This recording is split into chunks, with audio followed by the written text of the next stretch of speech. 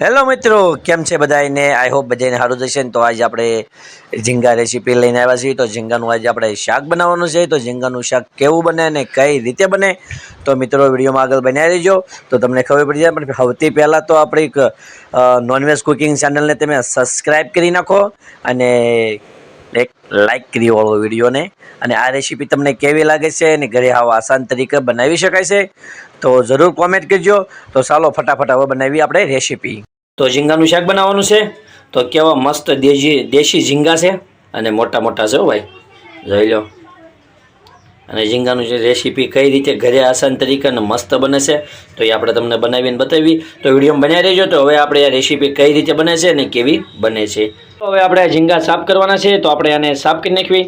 તો આપણે આખું માથું જ કાઢી નાખશું ભાઈ, આપણને અડધું માથું ફાવતું નથી એટલે આપણે આખું માથું કાઢી નાખશું. અને આ જે પગ છે એ ને પૂછડાનો ભાગ છે એ આપણે કાઢી નાખશું. તો કઈ રીતે કઢાય એ તમને દેખાડું. ચાલો આપણે ફટાફટ સાફ કરી નાખવી. તો કઈ રીતે સાફ કરવાના હોય ને કેવા ઝીંગા આપણે કરવાના હોય તો બગાડશે આપણે સાઈડમાં જ નાખશું. તો જો આવી રીતે સાફ કરવાના. આ એના પગ આપણે અંદરનો સારો કાઢી નાખશું.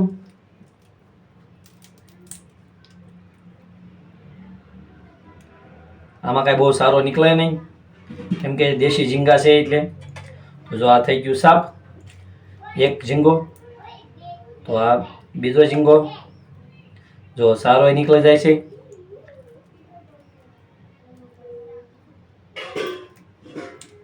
તો જો આવી રીતે સરસ ઝીંગો સાફ કરવાનો હોય. આવી રીતે ફટાફટ ફેંકી નાખવી. આને તમે જેને અડધા માથા ભાવતા હોય તો એમ આપણે સાફ કરી શકાય. અને ભાઈ આપણે તો છે ને આખા માથા આપણે કાઢી નાખીશું. અને જો આ સ્પેશિયલ આ જે આવે આ રગ ખેંચી લેવાની. હવે આ રગ આવે ને આ રગમાં ખેંચી લેવાની. હવે તો આવી રીતે આપણે રગને સાફ કરી નાખશું. જો આ થઈ ગયું સાફ. આ ઝીંગું પરફેક્ટ થઈ ગયું છે સાફ. તો આવી રીતે બધા સાફ કરવાના છે. તો હાલો આપણે ફટાફટ સાફ કરી નાખવી. તો સાફ કરી નાખ્યું એટલે આવા થઈ જાય ને ધોઈ નાખ્યા છે. તો મસ્ત મજાના એકદમ ચોખ્ખા થઈ ગયા છે અને કેવા મસ્ત થઈ ગયા. તો એ રીતે જેમ બતાવ્યા છે એ રીતે એનો સાફ કરી નાખવાના અને પછી ધોઈ નાખવાના એટલે થઈ જાય મસ્ત. તો હાલો હવે આપણે ફટાફટ બનાવવા મળવી રેસીપી.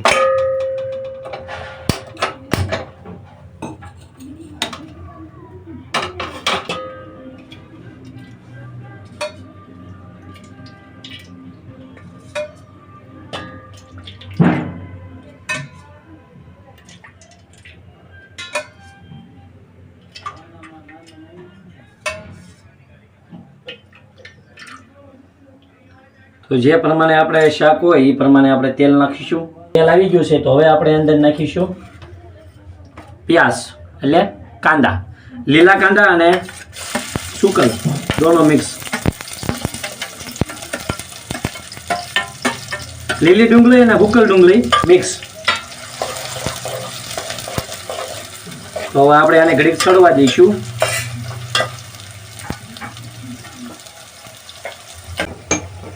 તો આપણે અંદર નાખીશું આદુ લસણ ને લીલા મરચાંનો પેસ્ટ.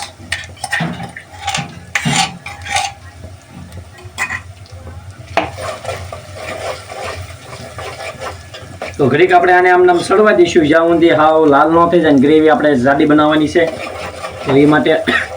તો હવે આપણે સ્વાદ પ્રમાણે નમક નાખીશું.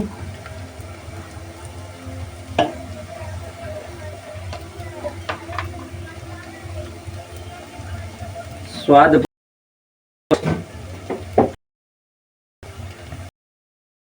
અને થોડીક હળદર પ્રમાણે થોડીક ધીરી કરી નાખીશું. આ હિસાબે મરચું આપણું બળાય નહીં. મરચું નાખ્યું છે એટલે આપણે મરચું એડ કરીશું અને હલાવીશું.